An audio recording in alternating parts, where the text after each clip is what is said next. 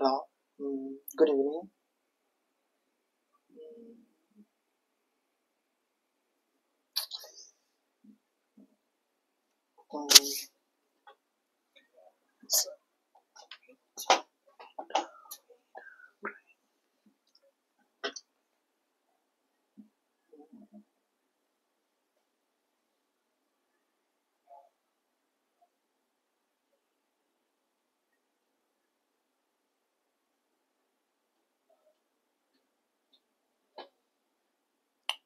Um, um,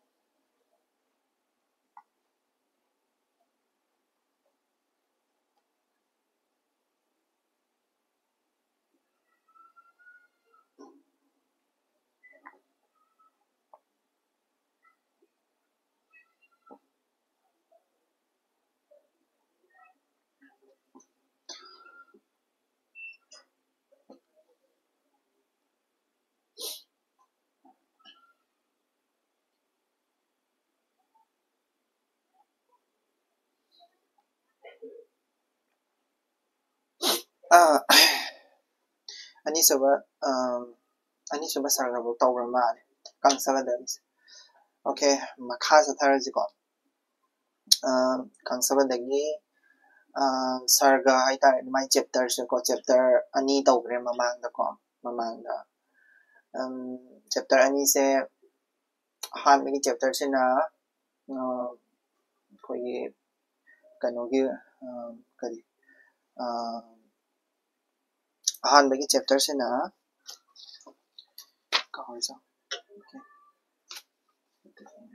ꯑꯍꯥꯟꯕꯒꯤ ꯀꯪꯁꯕꯗꯒꯤ chapter 8ꯅꯤꯀꯣ chapter ꯄꯨꯟꯅ 8ꯅꯤ ꯑꯍꯥꯟꯕꯒꯤ ꯆꯦꯞꯇꯔꯁꯤꯅ ꯃꯙꯨꯄꯨꯔꯤ ꯁꯤꯒꯤ ꯆꯦꯞꯇꯔꯁꯤꯗꯅ ꯃꯙꯨꯄꯨꯔꯤꯒꯤ ꯍꯥꯏꯐꯦꯠ ꯋꯥꯔꯤ ꯁꯝꯂꯞꯄ ꯈꯔ ꯂꯤꯔꯛꯀꯦꯀꯣ ꯀꯅꯦꯛꯁꯟ ꯇꯧꯕ ꯌꯥꯅꯕ ꯃꯙꯨꯄꯨꯔꯤꯁꯤꯗ ꯇꯧꯔꯤꯁꯦ ꯀꯩꯅꯣ ꯀ꯭ꯔꯤꯁꯅꯅ ꯀꯪꯁꯁꯦ ꯌꯥꯝ ꯋꯥꯕꯒꯤ ꯃꯑꯣꯡ ꯑꯃꯗ ꯍꯥꯟꯅ ꯎꯔꯦ ꯑꯗꯒꯤ ꯃꯥꯒꯤ ꯃꯅꯥꯏ ꯑꯆꯥꯟꯕ ꯃꯅꯥꯏꯅ ꯀꯪꯁꯗ ꯋꯥꯔꯤꯗꯣ ꯀꯔꯤꯒꯤꯅꯣꯅ ꯍꯪꯉꯦ ꯀꯪꯁꯅ ꯑꯩꯅ ꯋꯥꯔꯤꯁꯦ ꯑꯩꯕꯨ ꯍꯥꯠꯀꯗꯕ ꯑꯩꯒꯤ ꯃ꯭ꯌꯨꯇ꯭ꯌꯨꯁꯣ ꯑꯣꯏꯒꯗꯕ ꯑꯩꯕꯨ ꯍꯥꯠꯄ ꯉꯝꯕ ꯑꯩꯒꯤ ꯌꯦꯛꯅꯕꯗꯣ ꯍꯧꯖꯤꯛꯐꯥꯎ ꯍꯤꯡꯗꯨꯅ ꯂꯩꯔꯦ ꯍꯧꯖꯤꯛ ꯅꯣꯡꯃ ꯅꯣꯡꯃꯒꯤ ꯀꯩꯅꯣꯗ ꯑꯗꯨꯝ ꯆꯥꯎꯈꯠꯂꯛꯇꯅ ꯂꯩꯔꯦ ꯀꯣ ꯑꯗꯨꯗꯨꯅ ꯑꯩꯁꯦ ꯑꯩꯒꯤ ꯊꯋꯥꯏ ꯋꯥꯔꯤꯕꯅꯤ ꯍꯥꯏꯔꯦ ꯀꯣ ꯑꯗꯒꯤ ꯃꯥꯅ ꯊꯥꯕ ꯑꯩꯈꯣꯏꯒꯤ ꯀꯔꯤ ꯍꯥꯏꯅꯤ ꯑꯩꯈꯣꯏꯒꯤ ꯍꯤꯡꯆꯥꯕ ꯃꯌꯥꯝ ꯀꯣ ꯃꯥꯅ ꯊꯥꯕ ꯍꯤꯡꯆꯥꯕ ꯃꯌꯥꯝꯗꯣ ꯑꯃꯠꯇ ꯍꯜꯂꯛꯇ꯭ꯔꯦ ꯂꯣꯏꯅ ꯍꯥꯠꯇꯣꯛꯈ꯭ꯔꯦ ꯂꯥꯏꯛ ꯁꯛꯇꯁꯨꯔ ꯄꯨꯠꯇꯅꯤ ꯀꯣ ꯗꯦꯅꯨ ꯇ꯭ꯔꯤꯅꯕꯠꯇ ꯁ꯭ꯔꯤꯌꯥ ꯀꯨꯁꯨꯝ ꯁꯤ ꯃꯌꯥꯝꯁꯤꯡꯁꯦ ꯂꯣꯏꯅꯃꯛ ꯍꯥꯠꯈ꯭ꯔꯦ ꯀꯣ ꯑꯗꯨꯗꯨꯅ ꯑꯩꯁꯦ ꯊꯋꯥꯏ ꯋꯥꯔꯤꯅꯤ ꯑꯩꯒꯤ ꯃꯥꯕꯨ ꯍꯥꯠꯅꯕ ꯁꯤꯟꯕ ꯊꯕꯛ ꯊꯧꯔꯝꯁꯤꯡꯁꯦ ꯂꯣꯏꯅꯃꯛ ꯑꯔꯦꯝꯕ ꯇꯥꯔꯦ ꯑꯗꯨꯅ ꯊꯋꯥꯏ ꯋꯥꯔꯤꯅꯤ ꯍꯥꯏꯔꯛꯄꯗꯨꯗꯒꯤ ꯃꯅꯥꯏ ꯑꯆꯥꯟꯕꯁꯤꯅ ꯀꯔꯤ ꯃꯔꯝꯒꯤ ꯋꯥꯔꯤꯅꯣ ꯑꯩꯈꯣꯏ ꯃꯌꯥꯝ ꯂꯩꯁꯤꯗꯤ ꯑꯩꯈꯣꯏ ꯑꯐꯕ ꯑꯩꯈꯣꯏꯒꯤ ꯀꯔꯤ ꯍꯥꯏꯅꯤ ꯇꯦꯟ ꯀꯥꯞꯄꯗ ꯍꯩꯔꯕ ꯑꯗꯒꯤ ꯁꯃꯨ ꯂꯥꯛ ꯃꯥꯅ ꯄꯟꯕꯗꯣ ꯑꯗꯨꯗꯩꯗ ꯄꯟꯕꯗꯣ ꯂꯥꯛ ꯀꯌꯥꯅꯣ ꯄꯟꯕꯅꯤꯀꯣ ꯁꯤꯗ ꯁꯤꯗ ꯑꯩ ꯏꯗ꯭ꯔꯕ ꯃꯥꯜꯂꯦ ꯃꯥꯒꯤ ꯈꯣꯡꯃꯤ ꯂꯥꯝꯃꯤ ꯃꯌꯥꯝꯁꯤꯡꯗꯣ ꯄꯟꯕꯅꯤꯀꯣ ꯈꯣꯡꯃꯤ ꯂꯥꯝꯃꯤ ꯃꯌꯥꯝꯁꯤꯡꯗꯣ ꯑꯩ ꯍꯥꯏꯐꯦꯠ ꯄꯜꯂꯝꯃꯕꯗ ꯑꯩꯈꯣꯏꯒꯤ ꯑꯁꯤꯒꯤ ꯑꯏꯕꯁꯤꯡꯁꯦ ꯂꯣꯏꯅꯃꯛ ꯑꯩ ꯂꯣꯏ ꯄꯤꯔꯛꯀꯦꯀꯣ ꯍꯥꯏꯗꯤ ꯕꯦꯡꯒꯂꯤꯗ ꯏꯕꯁꯨ ꯌꯥꯎꯔꯦ ꯑꯗꯒꯤ ꯀꯩꯅꯣꯁꯨ ꯏꯕꯁꯨ ꯌꯥꯎꯔꯦ ꯑꯩ ꯁ꯭ꯀꯦꯟ ꯇꯧꯔꯒ ꯂꯣꯏ ꯄꯤꯔꯛꯀꯦ ꯑꯗꯨꯒ ꯄꯥꯅꯗ꯭ꯔꯁꯨ ꯌꯥꯕꯗꯤ ꯌꯥꯔꯄꯣꯠꯅꯤ ꯑꯗꯨ ꯄꯥꯔꯒꯁꯨ ꯀꯩꯁꯨ ꯀꯥꯏꯗꯦ ꯅꯣꯠꯁꯀꯤꯗꯤ ꯑꯌꯥꯝꯕ ꯑꯩꯅ ꯁꯦꯝꯖꯕꯁꯤꯡꯁꯤꯗꯤ ꯑꯌꯥꯝꯕ ꯂꯣꯏꯅꯃꯛ ꯄꯤꯔꯛꯀꯦꯕꯀꯣ ꯑꯗ ꯀꯩꯅꯣ ꯃꯌꯥꯝ ꯂꯩꯁꯤꯗꯤ ꯁꯤꯗ ꯃꯥ ꯍꯥꯏꯔꯛꯏꯁꯦꯀꯣ ꯁꯃꯨ ꯂꯥꯛꯁꯇ ꯁꯃꯨ 10,000 ꯀꯣ ꯁꯤꯗ ꯍꯥꯏꯔꯤꯁꯦ ꯀꯣ ꯑꯗꯒꯤ ꯑꯗꯨꯒꯨꯝꯕ ꯀꯣꯟꯅ ꯍꯥꯏꯔꯛꯑꯒꯦ ꯑꯗꯨꯒꯨꯝꯕ ꯃꯌꯥꯝ ꯑꯃ ꯍꯥꯏꯗꯤ ꯀꯩꯅꯣ ꯃꯌꯥꯝ ꯑꯃ ꯑꯩꯒꯤ ꯈꯣꯡꯃꯤ ꯂꯥꯃꯤ ꯃꯌꯥꯝ ꯑꯃ ꯂꯩ ꯈꯣꯠꯂꯤ ꯍꯥꯏ ꯑꯗꯨꯗꯩꯗꯨꯗꯒꯤ ꯃꯥꯁꯦ ꯊꯋꯥꯏꯁꯦ ꯅꯨꯡꯉꯥꯏꯔꯦ ꯊꯋꯥꯏ ꯅꯨꯡꯉꯥꯏꯔꯛꯄꯗꯒꯤ ꯃꯥꯁꯦ ꯑꯩꯒꯤ ꯈꯣꯡꯃꯤ ꯂꯥꯃꯤ ꯃꯌꯥꯝꯁꯤꯡꯁꯦ ꯌꯦꯡꯅꯤꯡꯉꯦꯅ ꯃꯥꯁꯦ ꯌꯦꯡꯕ ꯊꯣꯛꯂꯛꯑꯦ ꯑꯗꯨꯗꯨꯒ ꯌꯦꯡꯕ ꯊꯣꯛꯂꯛꯑꯀꯥꯟꯗ ꯃꯥꯅ ꯁꯒꯣꯜꯁꯪ ꯁꯃꯨꯁꯪ ꯌꯦꯡꯉꯦ ꯑꯗꯒꯤ ꯈꯨꯠꯂꯥꯏꯁꯪ ꯌꯦꯡꯉꯦ ꯑꯗꯨꯗꯨꯒ ꯃꯥꯁꯦ ꯀꯩꯅꯣꯗ ꯂꯥꯛꯑꯦ ꯑꯩꯈꯣꯏꯒꯤ ꯀꯩꯅꯣꯗ ꯑꯩꯈꯣꯏꯒꯤ ꯖꯦꯜꯗ ꯂꯥꯛꯑꯦ ꯀꯣ ꯖꯦꯜꯗ ꯂꯥꯛꯄ ꯃꯇꯝꯗ ꯃꯥꯒꯤ ꯖꯦꯜꯗ ꯃꯥꯒꯤ ꯃꯄꯥ ꯀꯣ ꯃꯄꯥ ꯀꯩꯁꯨꯝꯁꯪꯗ ꯊꯝꯃꯝꯕ ꯀꯣ ꯑꯗꯒꯤ ꯍꯥꯏꯗꯤ ꯕꯟꯗꯤ ꯂꯣꯏꯁꯪꯗ ꯂꯥꯛꯄ ꯃꯇꯝꯗ ꯃꯥꯒꯤ ꯃꯄꯥ ꯎꯒ꯭ꯔꯁꯦꯟ ꯀꯣ ꯑꯗꯒꯤ ꯃꯥꯒꯤ ꯑꯪꯀꯜ ꯍꯥꯏꯇꯥꯔꯦꯀꯣ ꯗꯦꯕꯀꯥ ꯀꯣ ꯑꯗꯒꯤ ꯗꯦꯕꯀꯥꯒꯤ ꯃꯆꯥꯅꯨꯄꯤ ꯗꯦꯕꯀꯤ ꯀꯣ ꯑꯗꯨꯒ ꯗꯦꯕꯀꯤꯒꯤ ꯃꯥꯒꯤ ꯅꯨꯄꯥ ꯕꯥꯁꯨꯗꯦꯕ ꯃꯣꯏ ꯃꯌꯥꯝꯁꯤꯡꯁꯦ ꯂꯣꯏꯅꯃꯛ ꯕꯟꯗꯤ ꯂꯣꯏꯁꯪꯗ ꯊꯝꯕꯗꯣ ꯌꯥꯝꯅ ꯋꯥꯅ ꯀꯣ ꯑꯗꯨꯗꯣ ꯃꯥꯅ ꯎꯔꯦ ꯆꯩꯗꯅ ꯈꯣꯠꯇꯅ ꯍꯥꯏꯗꯤ ꯀꯩ ꯍꯥꯏꯅꯤ ꯆꯩꯗꯅ ꯑꯗꯒꯤ ꯀꯔꯤ ꯀꯔꯥ ꯇꯧꯗꯅ ꯇꯧꯔꯦ ꯃꯄꯥꯗꯒ ꯆꯩꯗꯅꯀꯣ ꯑꯗꯩ ꯐꯠꯇꯕ ꯀꯩꯅꯣꯗ ꯑꯗꯒꯤ ꯕꯥꯁꯨꯗꯦꯕ ꯗꯦꯕꯀꯤꯗꯒ ꯃꯥꯅ ꯆꯩꯗꯅ ꯅꯕꯥꯅꯤꯗꯒꯤ ꯑꯩꯒꯤ ꯃꯔꯤꯁꯤꯗꯒꯤ ꯑꯩꯕꯨ ꯁꯤꯅꯕ ꯃꯤ ꯊꯣꯛꯏ ꯍꯥꯏꯅ ꯃꯥꯅ ꯆꯩꯗꯅ ꯈꯣꯠꯇꯅꯒ ꯇꯧꯕꯗꯣ ꯑꯗꯨ ꯇꯧꯔꯦ ꯑꯗꯨꯗꯨꯒ ꯍꯜꯂꯛꯑꯦ ꯀꯣ ꯑꯗꯨꯗꯨꯒ ꯃꯙꯨꯄꯨꯔꯤꯒꯤ ꯃꯥꯒꯤ ꯀꯣꯅꯨꯡꯗ ꯍꯜꯂꯛꯑꯦ ꯀꯣ ꯑꯗꯨꯗꯨꯅ ꯃꯙꯨꯄꯨꯔꯤꯒꯤ ꯑꯍꯥꯟꯕꯒꯤ ꯀꯩꯅꯣꯁꯤꯅꯦꯕꯀꯣ ꯑꯍꯥꯟꯕ ꯆꯦꯞꯇꯔ ꯍꯥꯏꯇꯥꯔꯦ ꯃꯙꯨꯄꯨꯔꯤ ꯍꯥꯏꯔꯤꯕꯁꯦ ꯑꯍꯥꯟꯕ ꯆꯦꯞꯇꯔ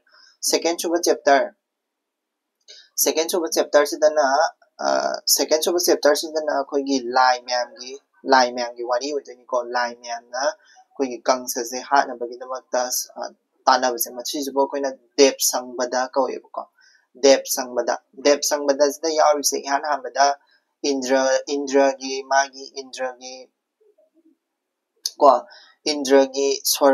ꯁ꯭ꯋꯔꯒꯒꯤ ꯂꯝꯁꯤꯗꯒꯤ ꯁ꯭ꯋꯔꯒꯒꯤ ꯀꯣꯅꯨꯡꯁꯤꯗ ꯀꯩꯅꯣꯁꯦ ꯑꯩꯈꯣꯏꯒꯤ ꯗꯦꯕꯄꯨꯔꯤꯁꯦ ꯂꯥꯛꯄ ꯄ꯭ꯔꯤꯊꯤꯕꯤꯒꯤ ꯏꯃꯥ ꯀꯣ ꯗꯦꯕꯄꯨꯔꯤꯁꯦ ꯕꯁꯨꯃꯇꯤꯁꯨ ꯍꯥꯏꯀꯣ ꯏꯟꯗꯨꯁꯨ ꯍꯥꯏ ꯑꯁꯤ ꯂꯥꯛꯄ ꯄ꯭ꯔꯤꯊꯤꯕꯤꯒꯤ ꯏꯃꯥꯁꯦ ꯂꯥꯛꯑꯀꯥꯟꯗ ꯃꯥꯅ ꯀꯩꯅꯣꯗ ꯏꯟꯗ꯭ꯔ ꯑꯃꯗꯤ ꯏꯟꯗ꯭ꯔꯥꯅꯤꯗ ꯈꯨꯔꯨꯝꯖꯔꯦꯕꯀꯣ ꯈꯨꯔꯨꯝꯃꯀꯥꯟꯗ ꯑꯩꯁꯦ ꯀ꯭ꯔꯤꯁꯅ ꯀꯪꯁꯒꯤ ꯃꯥꯒꯤ ꯑꯣꯠꯄ ꯅꯩꯕ ꯃꯌꯥꯝꯁꯦ ꯎꯕꯗ ꯑꯩꯁꯦ ꯋꯥꯔꯦ ꯑꯗꯨꯗꯨꯅ ꯀꯪꯁꯁꯦ ꯍꯥꯠꯅꯕ ꯀꯩꯅꯣ ꯇꯧꯕꯤꯌꯨ ꯍꯥꯏꯕꯁꯤꯗ ꯏꯟꯗ꯭ꯔꯅ ꯀꯪꯁ ꯍꯥꯠꯅꯕꯒꯤꯗꯤ ꯑꯩꯈꯣꯏꯒꯤ ꯇꯥꯏꯕꯪ ꯄꯥꯟꯕꯒꯤ ꯃꯄꯨ ꯍꯔꯤ ꯖꯦ ꯀ꯭ꯔꯤꯁꯅ ꯑꯣꯏꯅ ꯃꯤꯑꯣꯏ ꯑꯣꯏꯅ ꯄꯣꯛꯇꯅ ꯂꯩꯔꯕꯅꯤ ꯃꯥꯅ ꯁꯨꯡꯁꯣꯏ ꯁꯣꯏꯗꯅ ꯍꯥꯠꯂꯅꯤ ꯍꯥꯏꯕꯁꯤꯗ ꯑꯃꯨꯛ ꯗꯦꯕꯄꯨꯔꯤꯁꯤꯅ ꯄ꯭ꯔꯤꯊꯤꯕꯤ ꯏꯃꯥꯁꯤꯅ ꯃꯥꯗꯤ ꯅꯨꯡꯁꯤ ꯄ꯭ꯔꯦꯝꯗ ꯉꯥꯎꯗꯅ ꯔꯥꯙꯥꯗ ꯉꯥꯎꯗꯅ ꯂꯩꯔꯕꯗꯨꯕꯣꯅ ꯑꯃꯨꯛ ꯍꯥꯏꯔꯛꯄ ꯑꯗꯨꯗ ꯃꯇꯝ ꯈꯔ ꯉꯥꯏꯌꯨ ꯃꯥꯒꯤꯗꯣ ꯃꯇꯝ ꯉꯥꯏꯔꯤꯅꯤ ꯀꯣ ꯑꯗꯨꯗꯨꯅ ꯅꯪ ꯃꯥꯅ ꯃꯇꯝ ꯉꯥꯏꯔꯤꯁꯦ ꯀꯔꯤ ꯃꯔꯝꯒꯤꯅꯣ ꯂꯛꯁꯃꯤ ꯏꯃꯥꯁꯤꯅ ꯀꯔꯤ ꯇꯧꯋꯦ ꯀꯩꯅꯣꯁꯦ ꯀꯪꯁꯒꯤ ꯀꯩꯅꯣꯁꯤꯗ ꯇꯣꯡꯁꯤꯟꯗꯅ ꯂꯩꯔꯦ ꯑꯗꯨꯗꯨꯅ ꯍꯥꯠꯄ ꯉꯝꯗ꯭ꯔꯤꯅꯤ ꯑꯗꯨꯅ ꯂꯛꯁꯃꯤ ꯏꯃꯥꯁꯦ ꯊꯣꯛꯎꯆꯣ ꯀꯪꯁꯒꯤ ꯃꯅꯥꯛꯇꯒꯤ ꯊꯣꯛꯅꯕ ꯍꯥꯏꯔꯨꯆꯣ ꯍꯥꯏꯅ ꯑꯃꯨꯛ ꯃꯥꯁꯦ ꯀꯩꯅꯣꯁꯦ ꯗꯦꯕꯄꯨꯔꯤ ꯄ꯭ꯔꯤꯊꯤꯕꯤ ꯏꯃꯥꯁꯦ ꯊꯥꯗꯣꯔꯛꯑꯦꯕ ꯏꯟꯗ꯭ꯔꯅꯀꯣ ꯑꯗꯨꯗꯨꯒ ꯗꯦꯕꯄꯨꯔꯤꯁꯤꯒ ꯀꯩꯅꯣꯁꯤꯒ ꯏꯟꯗ꯭ꯔꯥꯅꯤ ꯀꯩꯅꯣꯁꯤꯒ ꯏꯟꯗ꯭ꯔꯒꯤ ꯃꯥꯒꯤ ꯅꯨꯄꯤꯁꯤꯒ ꯂꯥꯛꯑꯦ ꯂꯛꯁꯃꯤ ꯎꯅꯕꯁꯦ ꯃꯊꯨꯔꯥꯗ ꯂꯥꯛꯏꯅꯤꯀꯣ ꯃꯊꯨꯔꯥ ꯅꯠꯇꯦ ꯁꯣꯔꯤ ꯀꯩꯅꯣꯗ ꯍꯧꯖꯤꯛꯀꯤ ꯃꯃꯤꯡꯁꯦ ꯍꯦꯛꯇ ꯀꯥꯎꯔꯤꯁꯦ ꯀꯩꯅꯣ ꯋꯥꯏ ꯀꯣ ꯃꯙꯨꯄꯨꯔꯤꯗ ꯁꯣꯔꯤ ꯀꯣ ꯃꯙꯨꯄꯨꯔꯤꯗ ꯃꯊꯨꯔꯥꯁꯤꯅ ꯀꯩꯅꯣꯅꯦꯕꯀꯣ ꯀ꯭ꯔꯤꯁꯅꯒꯤ ꯂꯩꯐꯝꯗꯨꯅꯦꯕ ꯑꯅꯤꯁꯦ ꯍꯦꯛꯇ ꯆꯦꯟꯅꯔꯤꯗꯣ ꯑꯗꯣ ꯃꯙꯨꯄꯨꯔꯤꯗ ꯂꯥꯛꯑꯦ ꯃꯙꯨꯄꯨꯔꯤꯗ ꯂꯛꯁꯃꯤꯁꯦ ꯌꯥꯝ ꯋꯥꯅ ꯂꯩꯔꯝꯕꯁꯦ ꯎꯔꯦ ꯂꯛꯁꯃꯤꯗ ꯍꯪꯉꯦ ꯀꯔꯝꯕ ꯀꯥꯟꯗ ꯅꯪꯁꯦ ꯀꯪꯁꯒꯤ ꯃꯐꯝꯗꯒꯤ ꯊꯣꯛꯇꯣꯏꯅꯣꯅ ꯍꯪꯉꯦ ꯑꯗꯣ ꯑꯩꯁꯦ ꯊꯣꯛꯄ ꯉꯝꯗꯕꯤꯗ ꯂꯩꯔꯦ ꯑꯩꯒꯤ ꯏꯄꯥꯅ ꯁꯤꯟꯅꯔꯝꯕꯅꯤ ꯏꯄꯥꯒꯤ ꯕꯣꯔꯗꯒꯤ ꯀꯪꯁꯁꯦ ꯍꯥꯏꯗꯤ ꯀꯪꯁꯒꯤ ꯃ꯭ꯔꯤꯇꯨ ꯁꯣꯔꯁꯁꯦ ꯀꯗꯥꯏꯗ ꯂꯩꯒꯦ ꯍꯥꯏꯔ ꯀꯥꯟꯗ ꯍꯧꯖꯤꯛꯀꯤ ꯃꯍꯥꯗꯦꯕ ꯂꯛꯁꯃꯤꯒꯤ ꯃꯄꯥꯁꯦ ꯃꯍꯥꯗꯦꯕꯅꯦꯕꯀꯣ ꯑꯗꯨ ꯂꯛꯁꯃꯤꯒꯤ ꯃꯄꯥ ꯃꯍꯥꯗꯦꯕꯁꯤꯒꯤ ꯃꯥꯒꯤ ꯀꯩꯅꯣꯁꯦ ꯂꯤꯔꯨꯡ ꯇꯦꯟꯁꯦ ꯁꯤꯗꯩꯁꯤꯗ ꯌꯥꯎꯔꯒ ꯂꯩꯌꯦꯕꯀꯣ ꯃꯗꯨꯒꯤ ꯂꯤꯔꯨꯡ ꯇꯦꯟꯁꯦ ꯀꯅꯥꯝꯇꯅ ꯊꯨꯗꯦꯛꯄ ꯉꯝꯗꯦ ꯌꯥꯝꯅ ꯂꯨꯝꯃꯦꯕꯀꯣ ꯑꯗꯨꯒꯤ ꯀꯅꯥꯝꯇꯅ ꯊꯨꯗꯦꯛꯄ ꯉꯝꯗꯕ ꯌꯥꯝꯅ ꯂꯨꯝꯕ ꯂꯤꯔꯨꯡ ꯇꯦꯟꯁꯤꯗ ꯃꯥꯒꯤ ꯃꯊ꯭ꯋꯥꯏꯁꯦ ꯍꯥꯞꯄꯒ ꯊꯝꯈ꯭ꯔꯦꯕ ꯑꯗꯨꯗꯨꯅ ꯃꯥꯁꯦ ꯀꯪꯁꯁꯦ ꯍꯥꯠꯄꯁꯦ ꯉꯝꯗꯕꯅꯦꯕ ꯑꯗꯨꯒ ꯃꯗꯨꯒꯤ ꯂꯤꯔꯨꯡ ꯇꯦꯟꯁꯦ ꯁꯪꯅꯕꯁꯤꯅ ꯀꯅꯥꯅ ꯁꯪꯍꯟꯕ ꯂꯛꯁꯃꯤꯁꯦ ꯁꯪꯍꯟꯕꯅꯦꯕꯀꯣ ꯀꯩꯅꯣꯗꯤ ꯃꯥꯏ ꯃꯄꯥꯒꯤ ꯂꯤꯔꯨꯡ ꯇꯦꯟꯅꯤꯅꯀꯣ ꯂꯛꯁꯃꯤꯁꯦ ꯑꯗꯣ ꯂꯛꯁꯃꯤꯁꯦ ꯁꯪꯅꯤꯡꯗꯅ ꯁꯪꯕ ꯅꯠꯇꯦꯕ ꯍꯥꯏꯗꯤ ꯀꯪꯁꯅ ꯇꯧꯔꯤꯕ ꯐꯠꯇꯕ ꯃꯌꯥꯝꯁꯦ ꯇꯧꯗꯅ ꯑꯗꯣ ꯃꯥꯏ ꯃꯄꯥꯅ ꯂꯣꯏ ꯊꯣꯛꯍꯜꯂꯤꯅꯦ ꯃꯄꯥꯗꯨꯅ ꯕꯣꯔꯁꯦ ꯄꯤꯕꯗꯒꯤꯀꯣ ꯍꯥꯏꯗꯤ ꯀꯪꯁꯗ ꯕꯣꯔ ꯄꯤꯔꯨꯕꯗꯒꯤ ꯑꯗꯨꯗꯨꯅ ꯑꯗꯒꯤ ꯃꯄꯥꯗ ꯑꯝꯇꯪ ꯍꯥꯏꯔꯨꯆꯣꯅ ꯂꯛꯁꯃꯤꯅ ꯍꯥꯏꯔꯛꯑꯦꯕꯀꯣ ꯀꯅꯥꯗ ꯍꯧꯖꯤꯛꯀꯤ ꯍꯥꯏꯔꯤꯕ ꯗꯦꯕꯄꯨꯔꯤ ꯉꯁꯥꯏ ꯄ꯭ꯔꯤꯊꯤꯕꯤ ꯏꯃꯥꯁꯤꯒ ꯀꯩꯅꯣꯁꯤꯒ ꯏꯟꯗ꯭ꯔꯒꯤ ꯃꯥꯒꯤ ꯅꯨꯄꯤ ꯏꯟꯗ꯭ꯔꯥꯅꯤꯁꯤꯗ ꯀꯣ ꯑꯗꯣ ꯏꯟꯗ꯭ꯔꯥꯅꯤꯒ ꯗꯦꯕꯄꯨꯔꯤꯒꯁꯦ ꯑꯃꯨꯛ ꯂꯥꯛꯑꯦ Indragida lakanda Indrana haire athuba matamda kangsa se hala ba honarage na prithvi ima se thadokre aduduga Depuriga anate kano se Indraga se Mahadeva masai Lakshmi na mapada hairu cho hairu kodo adudu Mahadevi manakta lae Mahadev se Durga ga leminarame moi la akanda wari watai tawdana chaga thakadana ga tawe ka hai adu tawrama batungda Mahadeva da hangatchare Mahadeva na wari loi lirei ba wari singse kaigi aidi asi madu aidi kangsa se hatna bagi wari su yawre buko aduga kai haini kangsa sina kari maramgi mapa mapu mayam singse loina mak jail da thamino haibdo adugi wari da su yawe ba adugi sarga ani shubasina haibadi kangsa se magi machan ko Devki se luhoma numita laina kano taw adi laina kholao en laudar pane ko Devki Vasudev ki machanupa nipan suba machanupa se masisina masigi makutta kangsa nang thawai thagani na lauthorapane ba adudagi adu lauthoropadagi kangsa sina adudi nang nabani hatokpa tare na hatoke tawbasida kodadi hatpiganu aigi isasingdu nangonda loina pirage nang loi hatcharo hairaga dumani yanaraga magi kanoda thamgebneba adagi mai mapa magi uncle adagi mogi mari mata mayam jinje kangsala loi hatlebako halisina kaina ningthawphamdo pambagi kangsajina ningthawphamdo pambagi mapadagi kangsajina ningthawphamse mulliniko aduduga Nipan tayo chuba machanupa se polapa matamda tayo chuba machanupa se pokjingaidagi hawraga mase ada chakhreba aidi kanoda Gokulamda chakhreba ko aduduga Gokulamda tare chuba machanupa se Balaram udineba nipan chuba machanupa se na Krishna su udineba ko Krishna sina mo kadawga harakanda pokpaga magi thoksangba mayam jinje tumhangraga ko maya tawraga tumhangraga madudo kanosina Vasudev sina puraga Gokulamda thamamdoine Gokulamdagi angang ama pura laktone mahut sinnadoine ko aduga angangdo kangsana hatke tawba matamda kangsana lauraktoine ba nang hatka da na chadadi Gokulamda chawgre na ko ndumaina tawraganda adugi pibamda dumaina wari do liraga lo sangimne aduga Mahadev na su sumaina hairi kadawga harakanda the new year ga ina ko the new year ga habidi kaino masagi Mahadev gi masagi tenje masise masagi kangsagi thawai mi yawraga leidana masigi tenje thudeknabagi plan ba mana Mahadev na hairi se the new year ga ise kaino festival amakakni masagi Mahadev gi tense ira thongni tawbagi festival amkhakne masigi festival sida Krishna se Krishna se yawba laknabagi damakta Narada Muni da hairu chon hairakpane Narada Muni da chalo ko Narada Muni da Indra nangna Narada Muni da hairuro Narada Muni si hai Narada jine messenger ni da ko Narada Muni na Krishna da chalaga hairaga Krishna na kaino da mu hairaktoini kanade Krishna da hairani Krishna na masagi the new year ga harise masigi festival se yawa chattoine ko adumaina chattoine adu chatlakanda the new year ga da masagi sibagi Mahadevagi tenje irathongi tawbagi ni dana ko ten do adu irathongi tawba matamda masagi ten do thudeknabagi chance ama phangani dana adu gi ne ko adu thudek se kanana ngamni Krishna khatana ngamni ko adu ni Krishna je madugi the new year ga tawhallaga madu namdana hatoknabagi damaktani ko kangsa se second third suba kaino sina third suba kari sarga sina ahum suba sarga sina kari maming se kari haige harakanda koigi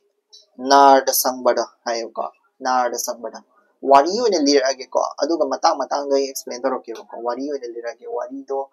aduga matang ga explain torage aduna fadoi mala ko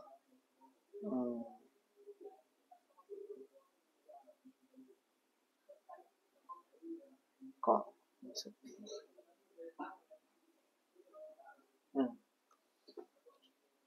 ko ahum suba sarga no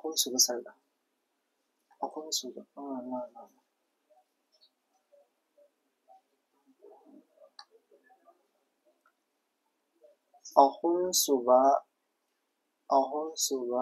sarga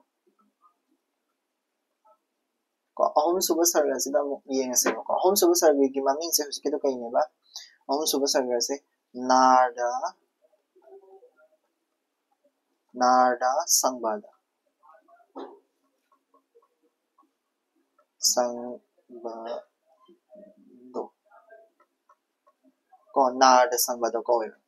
sidaista sigi wari se summary macha ma lira abada wari se kan oi doine narda mudi gi magi character analysis ni ko character narda mudi gi thabak thoram narda mudi pakhada hangba kano ni ko sarga oi doine sise pakhada yam hangba pakhada question da smana ya wi do haidi narda mudi gi magi character natraga narda mudi na tawba role magi role se kari no haise sigi ahum suba sarga se ne ba I do se ko wari se ai irage ko ai hairage ko narda mudi se kadore koigi kano da lak toire ya ha bada ma se narda mudi se krishna gi ko krishna gi magi kano da krishna gi leibam da lak toine ya ha bada ko krishna gi leibam se magi khun se brajapuri ko ko dai explain da ke ko haidi magi leibam se brajapuri ko brajapuri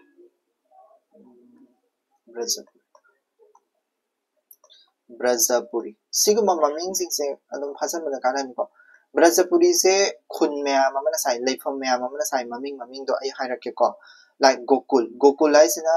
kaino gi pokpham de ni Krishna gi pokpham adi Krishna gi pokpham direct pokpham de na te but angang o ngai da chorok pai da Krishna na angang o ngai da chorok pham se Krishna na angang oi ngai da chorokpa ko chorokpa mafam ni sise Gokul ai se ko Gokul da uchiki konu Gokul ni Krishna gi koi ga ni mapa ko apokpa mapa dina taba mapa se ko sise Gokul gi ningthau oi doi ni ko Brajapuri se ado Brajapuri ai se Gokul se de adagi Brindaban ai sina koi Brindaban khurumba chatpa khotpa ka hainai dana ko Brindaban sina Brindaban hai sina Gokul gi manakta leba forest amani ko forest sida koi gi Radha ga Krishna ga gi sanafam oi doi ne ko Radha Krishna gi sanafam jagoi safam kari kra se oi dine Radha Krishna gi sanafam ko adagi Barsana hai sina Radha gi pokpham Radha's birthplace ko Radha gi pokpham ko adagi Nanda gaon hai ko Nanda gi village ko Nanda gi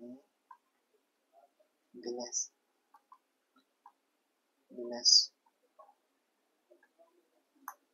Nanda hai se ngasai gi kaino sigi Krishna gi mapa du gi maming ni ko Nanda gi mai village hai tare ko Nanda gi village hai tare gi Krishna gi mapa sina moi mapa sina ulai sina Gokul da laiba ko aduga mapa sina ningthau na pali sina Nanda hai ba village ni ko Nanda hai ba village se mana ningthau na pa do ni ba adu Nanda hai sina village maming ni ko aduduna moi mari lam mari sina sai ni ba Brajapuri hai se ko Sida kana la e haba Narda Muni se la e ko Narda Muni se ki description sida pi like ma se bina ma khongi ka na ko pi ko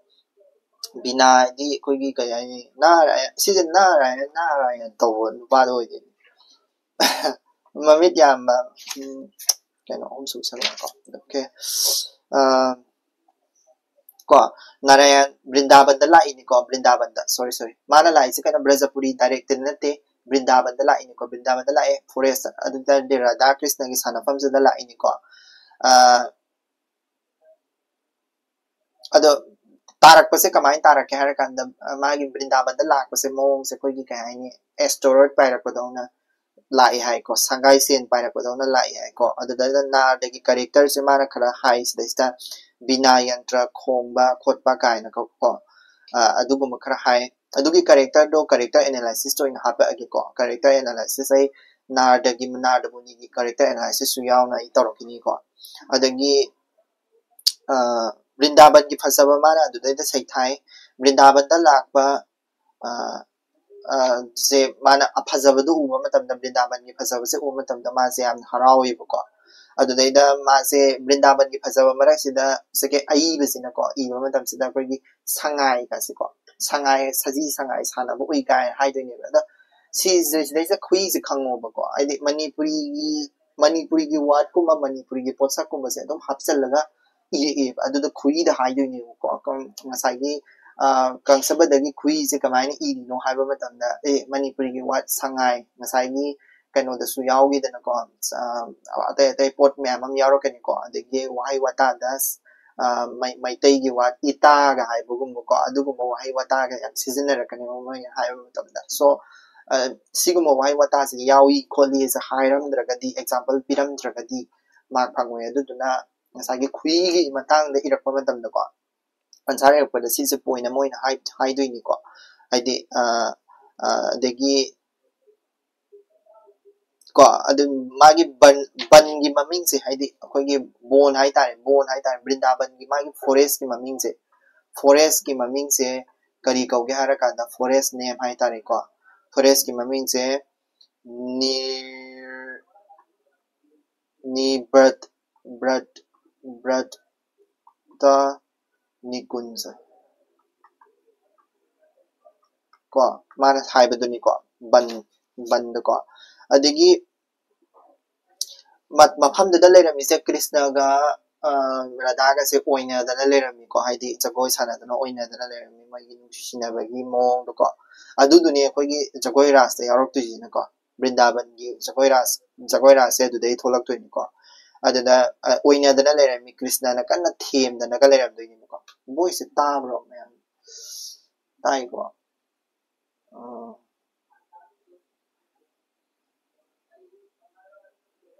Tavam time Tavamaniva. Okay. Forest ki maming sin Nibrata Nikunja kawi ko. Ado da sana dana kota na lerami ko. Ado Krishna se sidai sa Krishna ki character maka ya mana ulam me kay no marau yam leiba ko. Marau yam leiba mi yamagi type ta Krishna se sidai da sai thai ba khamna. Marau yam leiba ko. Nuksibada yam ngauba aduga khambanjaba asisina kanagi kanogi da Radha gi character da sidai sa hairam baduni ko aduda nardana urakanda nardana aidi ai asigumba aidi Radha ga Krishna ga sanabagi Hari Priya gi sanabagi jagoi se ubase aingonda di yamna nungai se haidi yamna phaba yamna aidi mina hekta uge ngamnadaba posa amani haina khanjadoini ko aduda Krishna gi character se khara haidoini Krishna se kamaina dress se kamaina mana huziki kano se na ubase dress ki character se dress ki structure kari kara ma si seli adu sili sida yen tu theli ko adu me am se adi narda muni na uba matam sida loina phongdo pani ko adu do ai character analysis to in haba agi sida isa haiba da yam warani haiba do yam kuirani ko adu da Krishna zina mazil narda muni sina lona yenge se khangi bedu aduna Krishna na koksal leba ko narda muni da sangwala na koksal leba ko ada muni bu kokshan bu ko adagi muni na changaga makhong chambi dana khurum dana khotana tawdune aduga narda muni se phamhalle aduga kari maram no nang lai se haibedu ko kari maram no lai se wari sana doini ko adudaida lairamba mi haidi Radha adagi kari kulab sidasu kulabandhu hai se Radha gi magi mamanabi singni ko adagi Radha se sauraga thokidoini ko haidi kano se akhoi ngaktang sanaringai sida narda muni je lae na ko adai gopi sing thokre lakpagi maram phange Krishna na ko narda na pakhum pire ko adagi haidi hari gi nakta lakpa hai se akhoi gi di thoni haidi hari gi damakta hari haisi ngasai krishna jeni ko krishna ge manakta lakpa krishna bu seba tawbiba tawsaba haibise muni khoi gi di ithawni aduna la ibani ko aduni na haire ko ado krishna ge atopa maming je sida sida narayan chu kawi ko narayan adada muni jena smaina kawdene hari yo narayan haina ko ado narayan jisu krishna ge atopa maming oideni ko ado krishna gi sayon je sida isa haibo ko mana adugi sayon jing je ai haisarake ko krishna mana on ma sayon jing je ko ahambada krishna gi sayon je ahambada narsinga oina ko krishna gi sayon adadaida krishna ga wari san husiki narayan sin krishna ga kanoga husiki narda muni sika wari sana matamda krishna gi sayon je narda muni na loina hairaktoine ko krishna gi sayon je krishna gi sayon je ko satya yukta koigi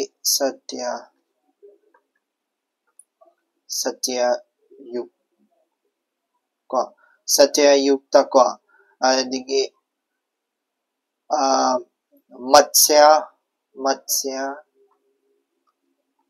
matsya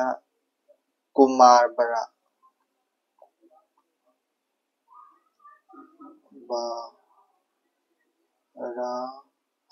ko sumaina dagi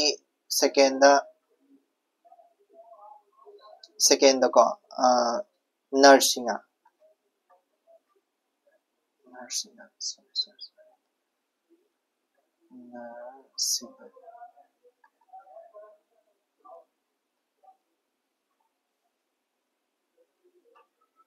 adagi tetra yukta daitaras ko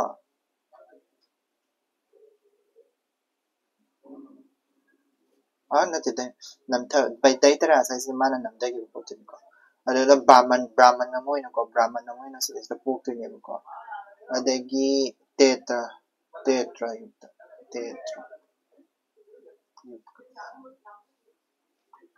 adagi fourth subada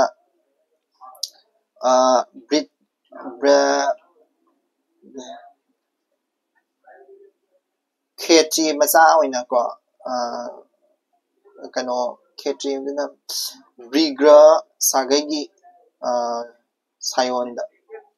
yum using siare magi sayon atopa maga dasarat ki makada hari nang na polaga dasara ram oina ko magi krishna gi sayon ma'am jini ko sum aina example is man iramado example kra pirakpani ko just dasarat ki macha oina ram oina pokpa mana pokpa matham mai ma'am amali krishna gi sayon ado mana sida kra palambadani ko duna mana sise character analysis ta haptoini ko adi si smile poi haise ko si character analysis ta hapsara ko si pulap punna fazana I thok hapsara ge duga notes oina pira ge notes to din sana dum pacharo ko aduga adagi haidi sigi kanose haidi brahmana kadogar kana brahma is same mi se haidi mi haiba se brahmana same brahma haiba laisina same doine ado krishna se mi oina pon se brahmana same brahmana mi oina pohal ini ko aduduni ko aduna kamaina kadi marangi pohal ino hai taragadi kangsa se yamna phalaktraba ko kangsa se hatokna bagi damakta koini kai haini brahmana hari se haidi masagi tabang pamba mapu se kadoba kano oina po krishna oina po halakpani ko brahma haibani kano sena lai sena ko aduda layam singna harau dana kotana tawre adugi matungda kadoga harakanda fattaba manghanaba polai ko krishna je fattaba mayam su manghalle haidi mana angang waringa da higzaya tama mayam manghalle adubu maku oriba kangsa jidi manghan mangamdreba aduduna kadoga harakanda prithvi ma se yamna ware khole haina wari liri ko narda muni sina ka krishna sida ala prithvi ma se yamna ware ꯀꯪꯁꯒꯤ ꯃꯤꯑꯣꯠ ꯃꯤꯅꯩꯁꯦ ꯈꯥꯡꯕ ꯉꯝꯗ꯭ꯔꯦ ꯑꯗꯨꯅ ꯑꯗꯨꯗꯨ ꯅꯪꯅ ꯀꯪꯁꯁꯦ ꯍꯥꯠꯀꯦ ꯍꯥꯏꯗꯗꯅ ꯅꯪꯅ ꯄ꯭ꯔꯦꯝꯒꯤꯗ ꯉꯥꯎꯗꯅ ꯂꯩꯔꯕ꯭ꯔꯥ ꯍꯥꯏꯅ ꯃꯥꯅ ꯀꯣꯏꯁꯟ ꯍꯪꯉꯛꯑꯦꯕꯀꯣ ꯖꯒꯠ ꯄꯨꯝꯕꯁꯦ ꯀꯟꯅꯕ ꯍꯥꯏꯅ ꯅꯪꯅ ꯂꯥꯛꯑꯒ ꯄ꯭ꯔꯦꯝꯗ ꯉꯥꯎꯗꯅ ꯂꯩꯔꯕ꯭ꯔꯥ ताइबंग सिंधा पांथोकपिरो मतम ओइद्रिब्रा ताइबंग सिंधा पांथोकनबगी कांगससे हाटपा मतम ओइद्रिब्रा हाइना हंगतपनेबको नारदमुनिसिना अदगी कृष्णसिना अइसु अफत्तबा म्याम अमा हाटलिसिदि हाइना खुमक्तोइनेको अइसु अइ कृष्णना पापम पिरक्तोइने अइसु फत्तबा म्याम अमा हाटलिसिदि लाइक माना हाटपसिंगदो कृष्णना हाटपसिंगदो कृष्णना हाटपा हिंसाबसिंगको कृष्णना हाटपा अंगांग ओइना हाटपको हिंसाबसिंग सिसे कइनोना थारकपसिंगदनिको सिसे ममांगदसु अइ खरा हाइगरे हुसिकसु खरा अदुम हाइरक्केको हाइदि पुतनी ऐसे ngसाइगी हिंचाबिनिको हाइदि संगोम पिथकपदा अदुम सिगिबिदो अदगी बेंगली वार्ड में हम सीजन एम्स लेस्ता बेंगली वाही ngатani मानस लेस्ता हाइरे इसिंगसे देनु ब्रक्त प्रलंबा व्यम अद्या प्रनंबा सी हाइरे इसिंगसे ngसाइगी कनो सिंग ngатani हाइदि हिंसाबा ममिंग ngатani बदुदो हिंसाबा ममिंग से कय बेंगली मरोंदा लोइने इरमेबको अदुदुना सिसु अखोन हापे आइबा सिगी आइना हमसे हाइगेबा लाइन से एग्जांपल होइना माने इरको मतमदा संस्कृत के मरोन दा खतना तना बेंगली मरोन सो हापे हारगा बेंगली मरोन सी मतेक से महपसन बे आइबको द पुतनी हाले अदगी देनु का सरा हाइसे पुतनी हाइसे ना हिंचाबिनी को हिंचाबिनी सिसे हिंचाबिनी अदगी देनु का सरा हाइसे ना दोंकी मानबा कोई कनो मनी कोई हिंसाबा अमा खकनी को देनु का सरा हाइसे ना को अदगी थ्रीदा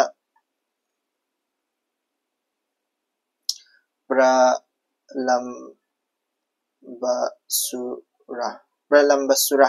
सिसु कनो अमा खकनी को आइदि सिसु आइदि कोई कइनोगी टाइप ता लाक्तनी मासे कोई संजेन मगी टाइप ता फॉर्म दा लाक्तनी को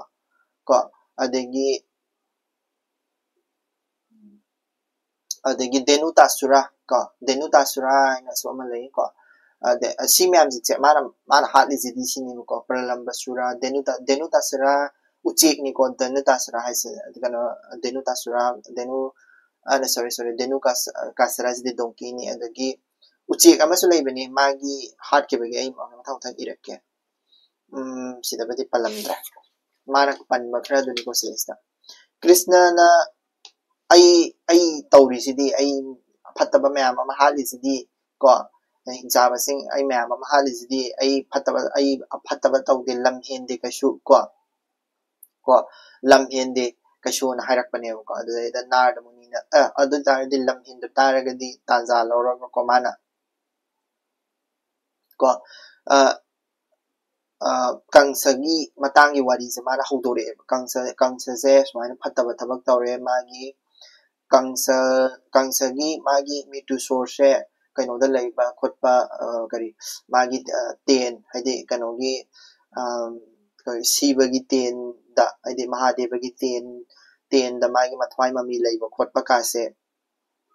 को महादेवना बोर पीबदगे दुमाइन तौगिबा खोटकिबा हाइदि लक्ष्मी इमासे याम वाना कंसगी हाइदि मागी मधुपुरी दा लैबा याम वाना लैबा खोटपा कासे मान तमिको लक्ष्मी सेवा तौरगा लैबा खोटपदको अदुना अदुमाइना तौबसे अदुमाइना तौना याम वाना लैबसे हाइदि याम वाना लैबसे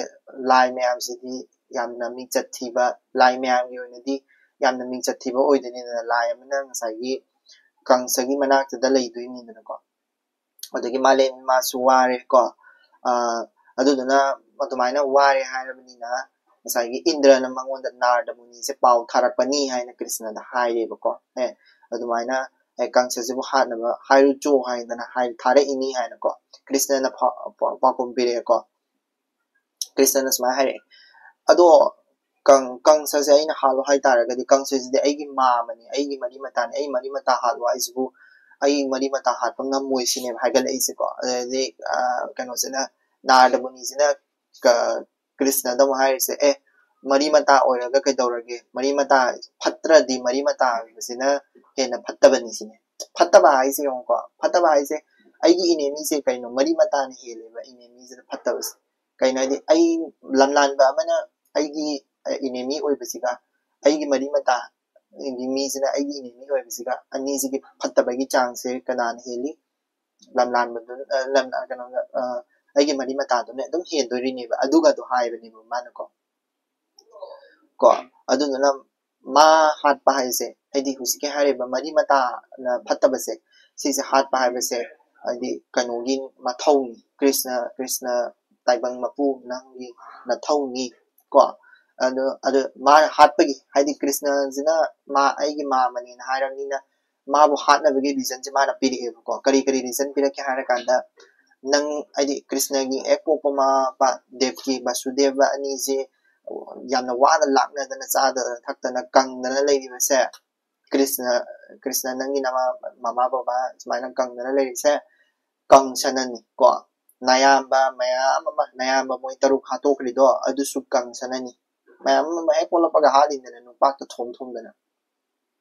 ꯑꯗꯨꯅ ꯏꯃꯥ ꯏꯄꯥꯒꯤ ꯂꯃꯟ ꯁꯤꯡꯗꯣꯏꯅꯤ ꯅꯪꯅ ꯀꯪꯁꯁꯦ ꯍꯥꯠ ꯇꯥꯔꯒꯗꯤ ꯀꯣ ꯇꯥꯏꯕꯪ ꯁꯤꯡꯗꯥ ꯄꯥꯡꯊꯣꯛꯑꯣ ꯃꯥꯃ ꯑꯣꯏꯔꯒꯁꯨ ꯍꯥꯠꯀꯗꯧꯔꯤꯕꯅꯤ ꯐꯠꯇ꯭ꯔꯕꯗꯤ ꯍꯥꯠꯄ ꯇꯥꯕꯅꯤ ꯁꯤꯅꯦꯕꯀꯣ ꯀ꯭ꯔꯤꯁꯅꯅ ꯄꯥꯎꯈꯨꯝ ꯄꯤꯔꯛꯑꯦꯕ ꯑꯗꯨꯗꯩꯗꯤ ꯀ꯭ꯔꯤꯁꯅꯁꯨ ꯌꯥꯔꯦꯀꯣ ꯍꯥꯠꯄꯁꯤꯗꯀꯣ ꯍꯥꯠꯄ ꯍꯥꯏꯕꯁꯦ ꯊꯕꯛ ꯋꯥ ꯆꯤꯟꯅ ꯍꯥꯏꯕꯗꯗꯤ ꯌꯥꯝꯅ ꯂꯥꯏꯕꯅꯤ ꯑꯗꯨ ꯊꯕꯛ ꯑꯣꯏꯅ ꯇꯧꯕꯗꯗꯤ ꯌꯥꯝꯅ ꯂꯨꯕꯅꯤ ꯍꯥꯏꯔꯛꯇꯣꯏꯅꯦꯕ ꯀ꯭ꯔꯤꯁꯅꯁꯤꯅꯀꯣ ꯑꯗꯨꯗꯨꯅ ꯃꯥꯅ ꯍꯧꯖꯤꯛ ꯀ꯭ꯔꯤꯁꯅꯅ ꯃꯉꯣꯟꯗ ꯐꯠꯇꯕ ꯇꯧꯔꯛꯇ꯭ꯔꯤ ꯐꯠꯇꯕ ꯇꯧꯔꯛꯑꯀꯥꯟꯗ ꯈꯛꯇꯪ ꯍꯥꯏꯗꯤ ꯈꯨꯠ ꯊꯥꯒꯦ ꯍꯥꯏꯔꯛꯄꯗꯨꯅꯦꯕꯀꯣ ꯃꯨꯅꯤꯅ ꯑꯃꯨꯛ ꯈꯨꯝꯂꯛꯑꯦꯀꯣ ꯁꯨꯃꯥꯏꯅ ꯍꯥꯏꯔꯛꯑꯦ ꯃꯨꯅꯤꯅ ꯑꯗꯨꯗꯤ ꯃꯥꯅ ꯆꯥꯟꯁ ꯂꯧꯔꯒꯅꯤ ꯃꯨꯅꯤꯅ ꯍꯥꯏꯖꯤꯜꯂꯛꯏꯅꯤꯀꯣ ꯃꯨꯅꯤꯅ ꯄ꯭ꯂꯥꯟꯁꯦ ꯂꯣꯏ ꯇꯧꯔꯛꯇꯣꯏꯅꯦꯕꯀꯣ ꯃꯨꯅꯤꯅ ꯍꯥꯏꯔꯤꯁꯦ ꯃꯊꯨꯔꯥꯗ ꯆꯠꯂꯣ ꯃꯊꯨꯔꯥꯗ ꯆꯠꯂꯣ ꯍꯧꯖꯤꯛ ꯊꯕꯛ ꯂꯩꯔꯦ ꯌꯩꯒ ꯑꯆꯧꯕ ꯑꯃ ꯑꯩ ꯇꯧꯍꯟꯒꯦ ꯃꯊꯨꯔꯥꯗ ꯌꯩꯒ ꯍꯥꯏꯁꯦ ꯉꯁꯥꯏꯒꯤ ꯙꯅꯨꯔꯌꯒꯤ ꯑꯗꯨꯅꯤꯀꯣ ꯙꯅꯨꯔꯌꯒ ꯉꯁꯥꯏꯒꯤ ꯂꯤꯔꯨꯡꯇꯦꯟ ꯊꯨꯗꯦꯛꯄꯒꯤ ꯅꯠꯇ꯭ꯔꯒ ꯂꯤꯔꯨꯡꯇꯦꯟ ꯑꯁꯦꯡꯕꯒꯤꯗꯤ ꯂꯤꯔꯨꯡꯇꯦꯟꯁꯦ ꯈꯨꯔꯨꯝꯕꯒꯤ ꯐꯦꯁꯇꯤꯚꯦꯜ ꯑꯣꯏꯗꯣꯏꯅꯦꯕ ꯂꯤꯔꯨꯡꯇꯦꯟꯁꯦ ꯈꯨꯔꯨꯝꯕꯒꯤ ꯀꯩꯅꯣ ꯑꯣꯏꯗꯣꯏꯅꯦꯕ ꯊꯧꯔꯝ ꯑꯃ ꯑꯣꯏꯗꯣꯏꯅꯦꯕ ꯊꯧꯔꯝ ꯌꯥꯝ ꯆꯥꯎꯅ ꯇꯧꯕ ꯃꯁꯤꯒꯤ ꯊꯧꯔꯝꯁꯦ ꯑꯩ ꯇꯧꯍꯜꯂꯒꯦ ꯀꯅꯥꯗ ꯇꯧꯍꯟꯗꯣꯏꯕ ꯀꯪꯁꯗ ꯑꯗꯨ ꯇꯧꯍꯜꯂꯒꯦ ꯌꯥꯝ ꯆꯥꯎꯅ ꯁꯤꯜꯍꯜꯂꯒꯦ ꯃꯗꯨꯗꯣ ꯀ꯭ꯔꯤꯁꯅ ꯅꯪ ꯌꯥꯎꯕꯤꯔꯨꯔꯣ ꯇꯥꯏꯕꯪ ꯄꯥꯟꯕ ꯃꯄꯨ ꯏꯁꯣꯔ ꯏꯕꯨꯡꯉꯣ ꯅꯪ ꯌꯥꯎꯕꯤꯔꯨꯔꯣ ꯑꯗꯨꯒ ꯀꯪꯁꯒꯤ ꯀꯪꯁꯒꯤ ꯊꯋꯥꯏ ꯌꯥꯎꯔꯤꯕ ꯂꯤꯔꯨꯡꯇꯦꯟꯗꯣ ꯊꯨꯗꯦꯛꯄꯤꯔꯨꯔꯣ ꯑꯗꯨꯗꯨꯒ ꯊꯨꯗꯦꯛꯑꯒ ꯀꯪꯁꯕꯨ ꯍꯥꯠꯄꯤꯔꯨꯔꯣ ꯍꯥꯏꯅ ꯃꯥꯅ ꯅꯥꯔꯗ ꯃꯨꯅꯤꯅ ꯁꯤꯜꯂꯛꯏꯅꯤꯀꯣ ꯄ꯭ꯂꯥꯟꯁꯦ ꯅꯥꯔꯗꯅ ꯑꯗꯨꯗꯩꯗꯤ ꯅꯥꯔꯗ ꯃꯨꯅꯤꯁꯦ ꯃꯗꯨꯗꯣ ꯍꯥꯏꯔꯝꯃꯒ ꯀ꯭ꯔꯤꯁꯅꯅ ꯍꯥꯏꯔꯝꯃꯒ ꯅꯥꯔꯗꯁꯦ ꯈꯨꯗꯛꯇ ꯃꯊꯨꯔꯥ ꯍꯥꯏꯗꯤ ꯉꯁꯥꯏꯒꯤ ꯀꯩꯅꯣꯒꯤ ꯀꯪꯁꯒꯤ ꯂꯩꯐꯝꯗ ꯄꯥꯏꯈ꯭ꯔꯦꯀꯣ ꯀꯪꯁꯒꯤ ꯑꯗꯨꯗꯩꯗꯤ ꯀ꯭ꯔꯤꯁꯅꯁꯦ ꯂꯩꯍꯧꯔꯦ ꯀ꯭ꯔꯤꯁꯅꯁꯦ ꯀꯩꯅꯣꯗ ꯂꯩꯍꯧꯔꯦꯀꯣ ꯕ꯭ꯔꯤꯟꯗꯥꯕꯟꯗ ꯂꯩꯍꯧꯔꯦ ꯑꯗꯒꯤ ꯀꯪꯁꯒꯤ ꯃꯅꯥꯛꯇ ꯌꯧꯔꯛꯑꯦ ꯃꯨꯅꯤꯁꯦ ꯅꯥꯔꯗ ꯃꯨꯅꯤꯁꯦ ꯀꯪꯁꯒꯤ ꯃꯅꯥꯛꯇ ꯌꯧꯔꯛꯑꯀꯥꯟꯗ ꯀꯪꯁꯗ ꯍꯥꯏꯔꯦ ꯃꯨꯅꯤꯒꯤ ꯑꯁꯟ ꯀꯪꯁ ꯌꯧꯔꯛꯄꯗ ꯀꯪꯁꯅ ꯈꯨꯔꯨꯝꯗꯅ ꯈꯣꯠꯇꯅ ꯃꯨꯅꯤꯒꯤ ꯑꯁꯟ ꯇꯧꯔꯦꯀꯣ ꯃꯨꯅꯤꯗꯒ ꯈꯨꯔꯨꯝꯗꯅ ꯈꯣꯠꯇꯅ ꯇꯧꯔꯦ ꯃꯨꯅꯤꯅ ꯀꯪꯁꯁꯦ ꯊꯥꯒꯠꯂꯦ ꯀꯪꯁꯒꯤ ꯀꯦꯔꯦꯛꯇꯔꯁꯦ ꯍꯥꯏꯗꯅ ꯈꯣꯠꯇꯅ ꯊꯥꯒꯠꯇꯣꯏꯅꯤꯀꯣ ꯀꯪꯁꯁꯦ ꯁꯨꯃꯥꯏꯅ ꯇꯧꯕ ꯈꯣꯠꯄ ꯑꯗꯣ ꯊꯦꯝꯃꯅꯦꯕ ꯅꯥꯔꯗ ꯃꯨꯅꯤꯁꯤꯅ ꯀꯪꯁꯁꯤꯗꯀꯣ ꯀꯪꯁ ꯀꯃꯥꯏꯅ ꯊꯦꯝꯒꯦꯗ ꯍꯥꯏꯔꯛꯀꯦꯕꯀꯣ ꯑꯍꯥꯟꯕꯗ ꯀꯪꯁꯅ ꯍꯥꯏꯔꯤꯁꯦ ꯀꯪꯁꯗꯁꯤꯗ ꯃꯨꯅꯤꯁꯤꯅ ꯍꯥꯏꯔꯤꯁꯦ ꯌꯦꯛꯅꯕ ꯃꯈꯥꯛ ꯊꯝꯐꯗꯦ ꯁꯤꯅꯦꯕ ꯍꯥꯏꯔꯤꯁꯦ ꯌꯦꯛꯅꯕ ꯃꯈꯥꯛ ꯊꯝꯐꯗꯦ ꯊꯕꯛ ꯃꯆꯤꯠ ꯃꯀꯥꯏ ꯊꯝꯐꯗꯦ ꯀꯪꯁ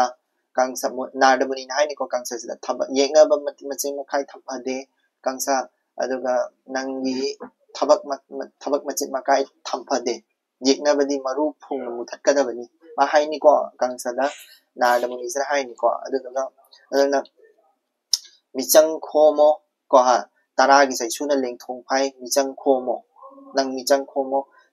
ꯈꯣꯝꯃꯣ ko michang khomo aduda man haise sidisa taragi chaisuna lengthong phai ka haise nardamuni haiba matamsida hai yawe ba ko adu maitai gi probab ni dana sise maitai longi probab ni dana asigum ga si yawe ba adagi quotation amana tingkhang ama hanbada tingkhang ama changmani haise ko tingkhang ama hanbada tingkhang ama changmani kai sa hai doi ni ba aidi quotation sina meaning tawri se kai na ra kanda thaba ama tawba matamda aina thaba ama los inemi ama losanaba hona matamda inemi ama changmani ko aduduni ko aidi aina hana thabak si tawdradi yadi habegi matani ko aidi adugi poche laktoi ni ko krishna se hana invite tawro se ne haise ko krishna se invite tawba yana bagi lamakta nang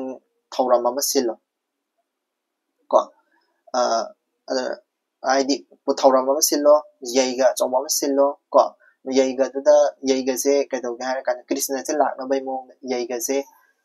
nangi ngasai gi danu yaiga tawro meaning di ngasai gi nangi lirung ten nangi thawai awa lirung ten che masi je khurum na bagi yaiga chawma ama tawro yaiga chawma sida nangi namana ba mayam ama invite tawro adugi ni mana